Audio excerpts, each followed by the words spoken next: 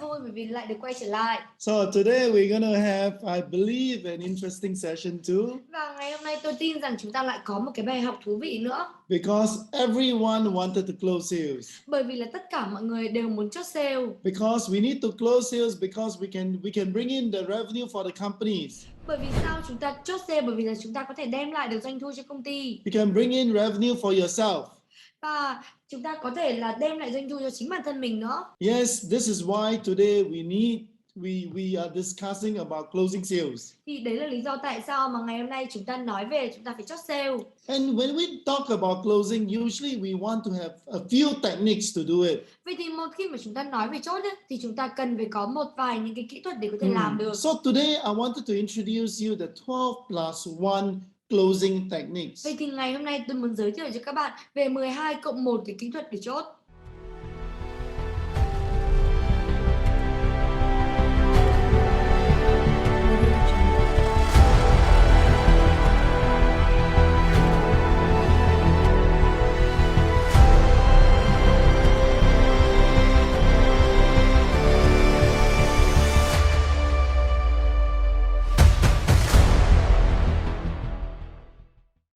So I wanted to introduce you why is plus 1, huh? Vậy thì tôi muốn giới thiệu cho các bạn rằng là tại sao nó lại là cộng 1 ở đây. It is plus 1 because the most powerful closing methods is actually assume close. Và bởi vì là cái cộng 1 ở đây là cái đặc biệt, đó chính là một trong những cách mà chốt tuyệt vời nhất, đó chính là cách chốt giả định. You just think about it. Bạn hãy thử nghĩ về cái điều này. If you dare to tell people, let's get a thing done. Nếu mà mình dám nói với người khác rằng là hãy hoàn thành mọi thứ đi. Pay now, Mr. Prospects. Anh khách hàng, anh hãy trả tiền ngay bây giờ. Let's go to the bank now and take the money. Bây giờ hãy cùng đi đến ngân hàng và lấy tiền. These are all assume close. Tất cả những cái này nó đều là chốt giả định. Why are you able to ask people straight away? Is because you know that your products benefit them. Tại sao chúng ta lại hỏi họ một cách trực tiếp, một cách cực kỳ là thẳng thắn như thế? Bởi vì là chúng ta biết được rằng sản phẩm của mình đem lại lợi ích cho họ. Because if they don't buy from you now, you're not going to solve their problem. Bởi vì là nếu mà người ta không mua từ bạn bây giờ thì nó không giải quyết được vấn đề cho người ta. All you need to do is open out our big mouth and ask for it. Và những cái gì mà chúng ta cần làm đó chính là mở miệng ra thật là to và hỏi. Especially when they have already indicated all the buying signal to you. Đặc biệt là người ta đã thể hiện cho bạn rất là nhiều những tín hiệu mua hàng rồi. So it's like if you're happy, let's go ahead with it. Và nếu mà ví dụ như là nếu mà bạn vui thì chúng ta ký hợp đồng chứ. So that's the reason why I use this plus 1. That will be the best close techniques. Đấy là lý do tại sao mà tôi sử dụng cái cộng 1 ở đây. Cộng 1 ở đây là một cái kỹ thuật cực kỳ là tuyệt vời và tuyệt vời nhất. Yeah, let's get on to the 12 different techniques now. Vậy thì còn cái 12 kia là như thế nào? Now, the first one is what we call the pen close. Cái kỹ năng kỹ thuật đầu tiên là cái mà chúng ta gọi là dùng bút để chốt. Alright, when you have a contract in front of you. Nếu mà chúng ta có cái hợp đồng ở trước mặt các bạn. If all the buying signals are there. Nếu mà chúng ta thấy những cái tín hiệu mua hàng rồi. Mr. Prospects. Mr. Prospect. Or I probably will use John today. Vậy thì để mà dễ dàng hơn thì tôi có thể là sử dụng cái tên John. John, do you want to use my pen or do you have a pen yourself? Và John, bạn muốn sử dụng bút của tôi hay là bạn có bút? So this is what we call pen close, Thì right? đây là cái mà chúng ta gọi là dùng bút để chốt. Yeah, just push the pen to him and take actions. Và mình chỉ có là đẩy cái bút cho anh ấy và hành động. So this is what is the most one of the good techniques for you to start with, right? Vậy thì để mà bắt đầu thì đây là một cái kỹ thuật tốt cho bạn. Do you want to use my pen or your pen, John? John, là bạn muốn sử dụng bút của tôi hay là bút của bạn? Number 2, closing techniques Và cái kỹ thuật thứ hai is alternative close. đó chính là chốt bằng sự lựa chọn. Now you realize that a lot of closing techniques or a lot of way of closing are evolved around this strategy called alternative close. Thì mình mới nhận ra một điều rằng là những cái chiến lược để chốt rất là nhiều cách chốt, nó xoay quanh cái cách đưa ra sự lựa chọn để chốt này. Especially in making approach. Đặc biệt là khi mà chúng ta tiếp cận. Remember, I was speaking over the phone with John and trying to secure an appointment. Hãy nhớ rằng là tôi có một cái cuộc gọi điện thoại với John trước khi mà tôi tiếp cận á, và sau tôi cố gắng là để có thể là hẹn gặp John á. John, can I see you tomorrow at 2 o'clock? Would you prefer 4 o'clock? John là tôi có thể gặp bạn vào 2 giờ ngày mai được không? Hay là bạn thích 4 giờ hơn? Oh, you can't make it. Why don't we make it the next day 2 o'clock or 4 o'clock? À, cái giờ đó bạn không thể à? Vậy thì ngày hôm sau thì sao? Tôi gặp bạn vào 2 giờ hay là 4 giờ? Remember that when we give John two alternatives. Vậy thì bạn thấy đấy, khi mà chúng ta đưa cho John hai cái sự lựa chọn, His focus is only to make decision on the two alternatives. vậy thì cái sự tập trung của anh ấy đó chính là làm như thế nào để ra quyết định ở giữa hai cái sự lựa chọn. Let's get on to number 3. Vậy thì hãy cùng đi vào cái thứ ba, We call it the challenge clause. và chúng ta gọi là thách thức để chốt. Yeah, you know the challenge clause, you challenge on people authority. Và cái thách thức để chốt này là những cái chúng ta thách thức dựa trên quyền lực của người khác. You wanted to make this person feel high, Mình muốn là khiến cho cái người này người ta cảm thấy cao, feel powerful, người ta cảm thấy có sức mạnh. that he's the decision maker. Vậy khiến cho người ta cảm thấy rằng là người ta là cái người ra quyết định. Nobody else is making the decision except him. That's how important he is. Và mình phải nói với anh ấy rằng là anh ấy quan trọng như thế nào, không ai có thể ra quyết định ngoại trừ anh ấy cả. Yeah, you talk about John, you know, the values of these products. I know that people of yourself would be able to make decision. Và này John, tôi biết được rằng với cái sản phẩm mà có cái giá trị như thế này, tôi biết là những cái người như bạn ấy sẽ có thể ra quyết định. But do you need to speak to your wife? Nhưng mà liệu có cần hỏi ý kiến của vợ hay không? Do you need your wife permission? Hay là mình có cần xin cái sự đồng ý của vợ không? So what you are trying to do is to challenge his authority. Vậy thì những cái gì mà mình làm ấy đó chính là mình thách thức cái quyền lực của họ. Yeah, for example, John, you know, people of your position, you still need to go back to your boss and decide. Vậy thì này John, liệu rằng những cái người mà ở vị trí của bạn ấy thì bạn có cần quay lại hỏi ý kiến của người ông chủ không? So you challenge the person's authority. Và chúng ta thách thức cái quyền lực của cái người đấy. Yeah, this is number 3. Thì đấy chính là cái thứ ba. And number 4, Và cái thứ tư, we call it the ego clause. chúng ta gọi nó là chốt bằng cái tôi. You know that people with the ego. Các bạn biết không, khi mà những cái người mà có cái tôi, You know, people that are egoistic is easy to handle. những cái người mà người ta có cái tôi cao cực kỳ là dễ để có thể đối phó. Sometimes it's harder when we meet somebody and his face got no, it's like what we call a poker face, no? Và thực sự ấy, là nhiều khi cực kỳ là khó khi mà chúng ta gặp một số ai đó và cái mặt của người ta mà nhiều khi chúng ta gọi là cái mặt poker á. You know that people of a high ego is easy to understand him.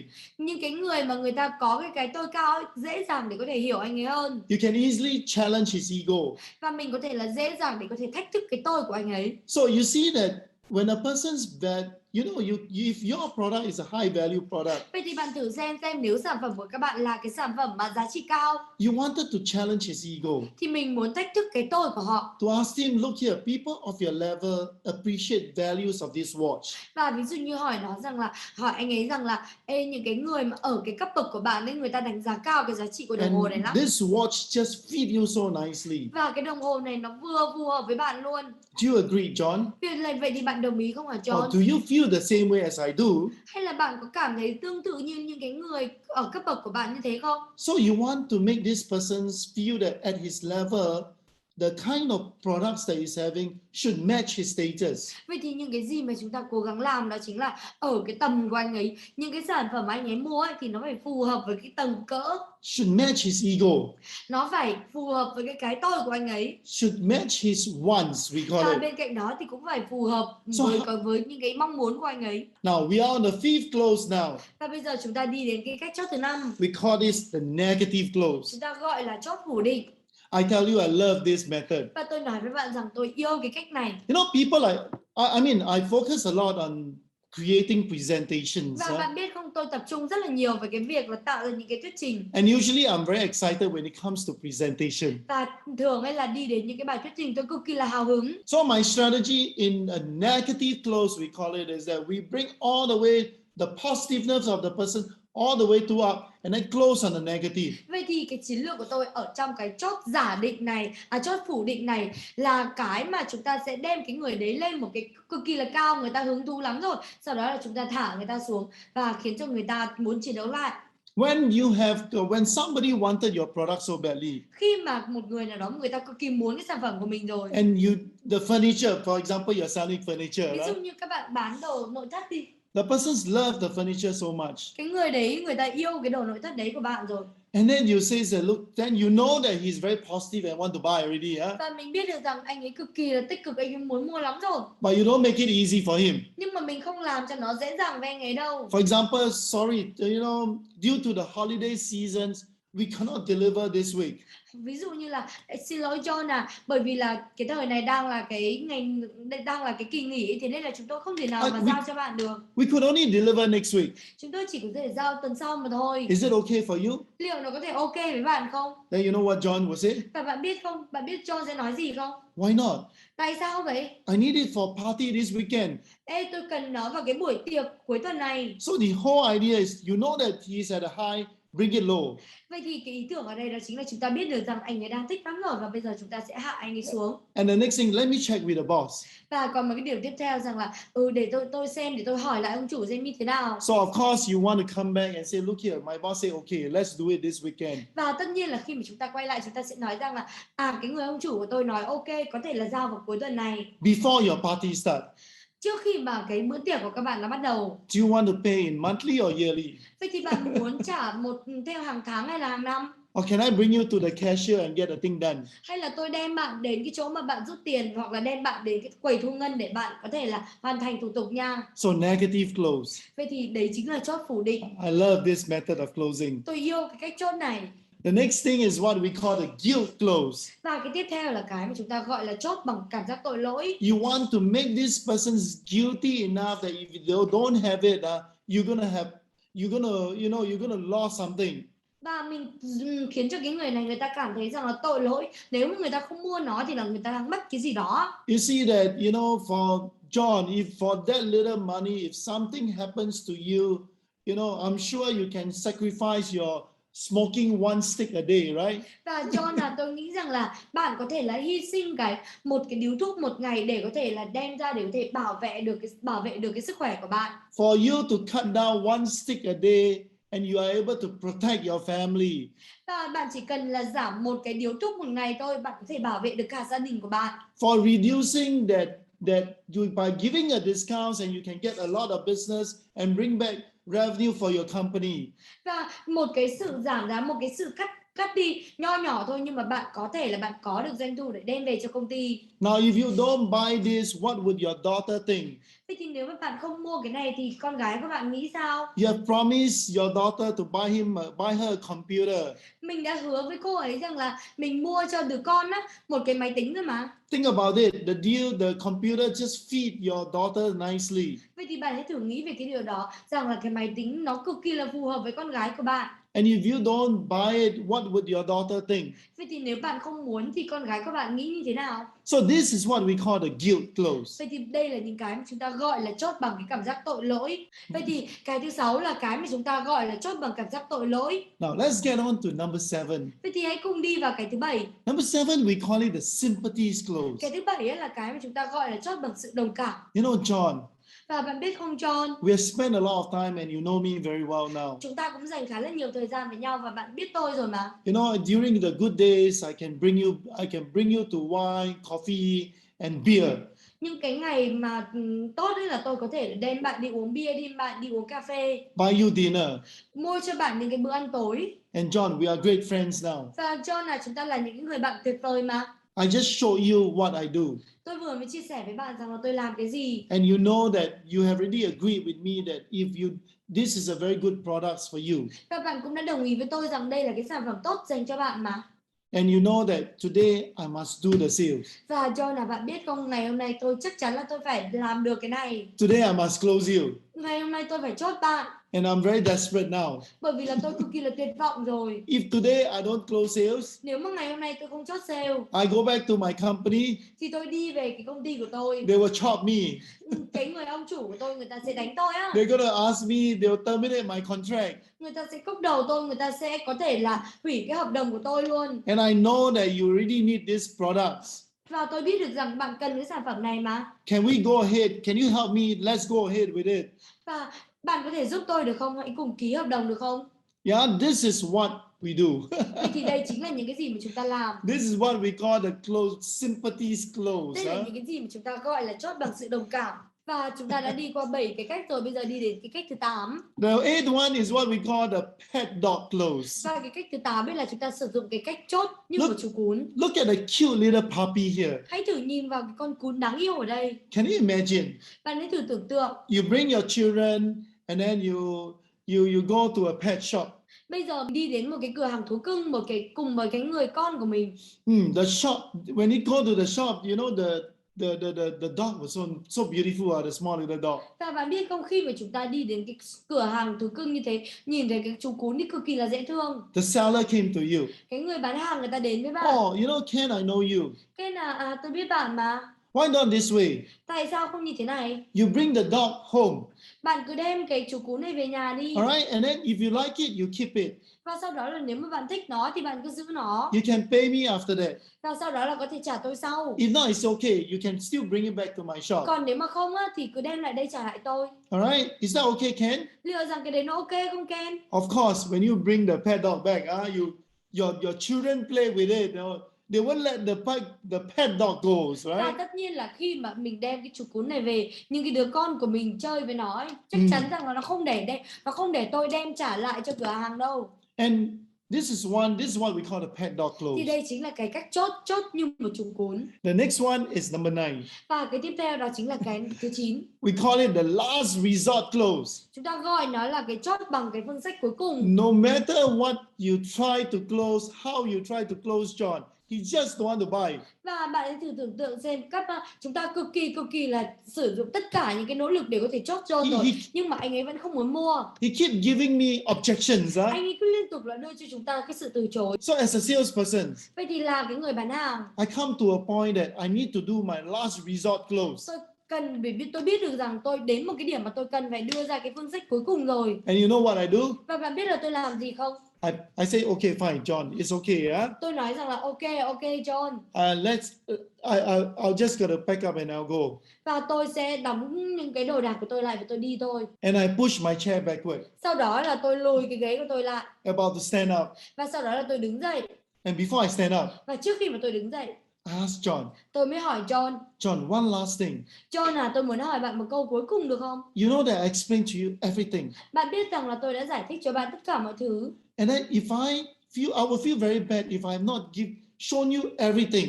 Nếu tôi cảm thấy cực kỳ là tệ nếu mà tôi chưa đưa cho bạn tất cả những cái thông tin. It is my job to make sure that you know everything about what I do. Là cái công việc của tôi là phải đảm bảo rằng là bạn biết tất cả mọi thứ về những cái gì mà tôi làm. And can I ask you one question? Vậy thì liệu tôi có thể hỏi bạn một câu được không? Why is it that you still don't want to buy? Cái lý do gì mà tại sao bạn vẫn không muốn mua từ tôi? So John got a reply, right? Vậy thì bây giờ John cần phải đáp lại. Now John will say, actually, I need to ask my wife. Và bây giờ John mới nói rằng là thực tế thì tôi cần phải hỏi vợ. Because I scared that if I buy now, my wife will give me problem. Bởi vì là nếu mà tôi sợ rằng bây giờ tôi mua là vợ của tôi sẽ đưa tôi vào trong vấn đề đó. So I say, oh, now I see, you know. Và tôi mới nói rằng bây giờ thì tôi hiểu rồi. So John, if I can solve this problem, would you buy now? Vậy thì này John, nếu mà tôi có thể giải quyết được cái vấn đề này thì bạn có mua ngay được không? So what I did, he said, yeah, okay.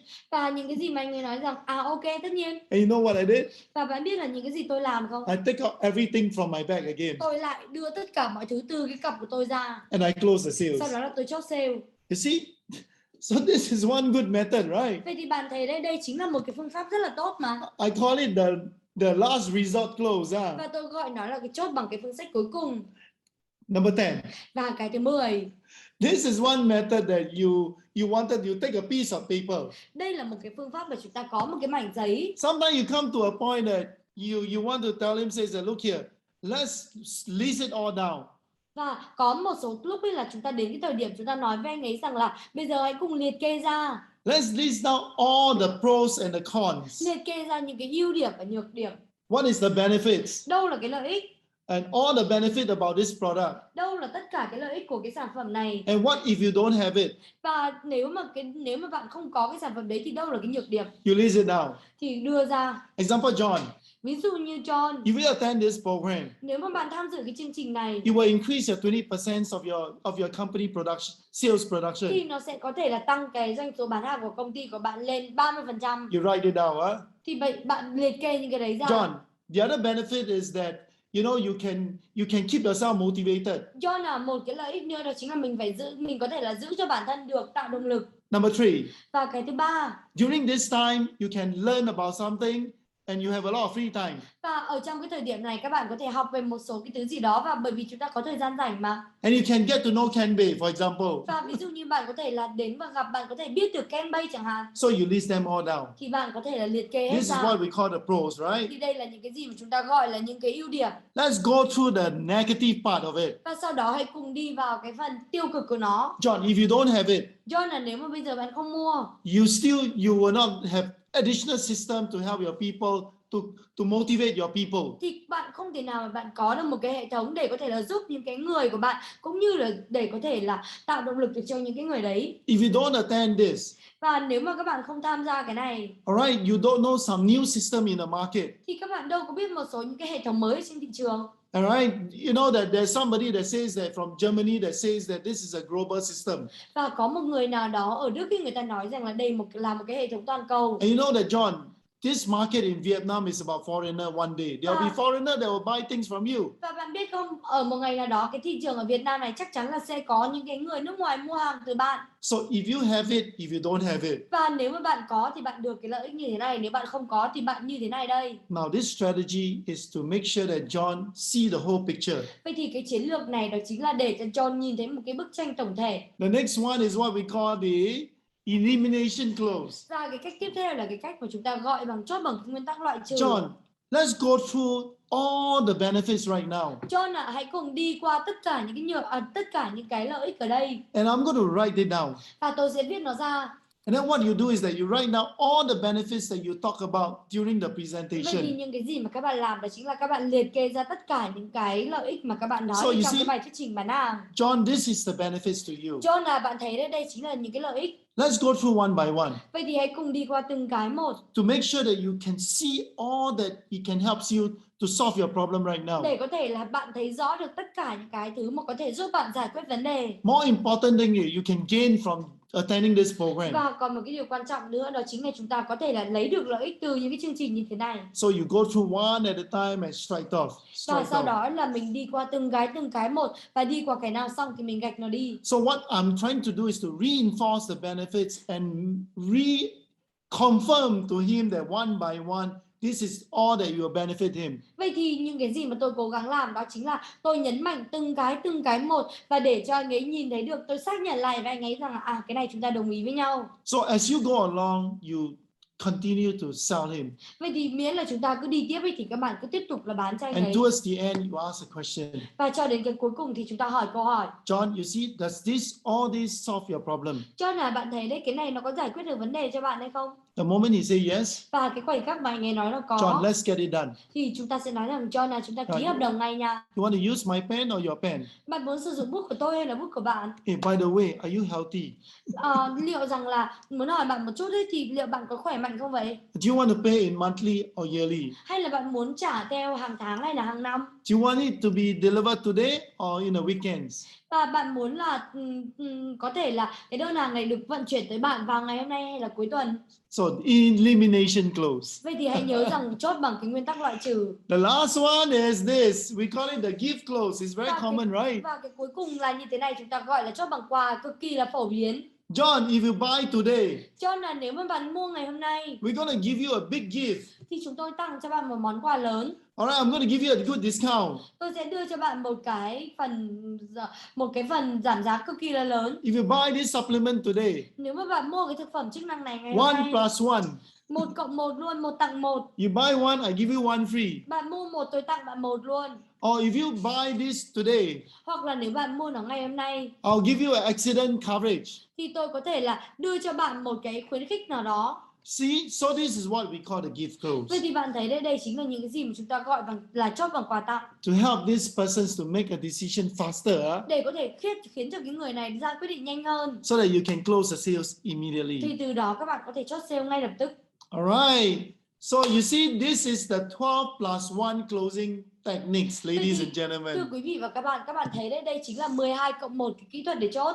And you know that there are many ways to close sales. You just need to master some of the good techniques. Và các bạn cũng biết rằng có cực kỳ là nhiều cách để có thể chốt sale. Chúng ta chỉ cần là đảm bảo giỏi ở một số những cái kỹ thuật mà thôi. Yes, please go through this, reflect on whether some of the techniques will apply to you, and I'm sure it will. Và tất nhiên rồi, hãy cùng xem lại những cái này và thử xem một vài cái kỹ thuật nó có thể áp dụng cho mình không, và tôi đảm bảo rằng nó sẽ có thể là hoạt động tốt đó. Remember, assume close is the best close. Và hãy nhớ rằng chốt giả định là cái cách chốt tuyệt vời nhất.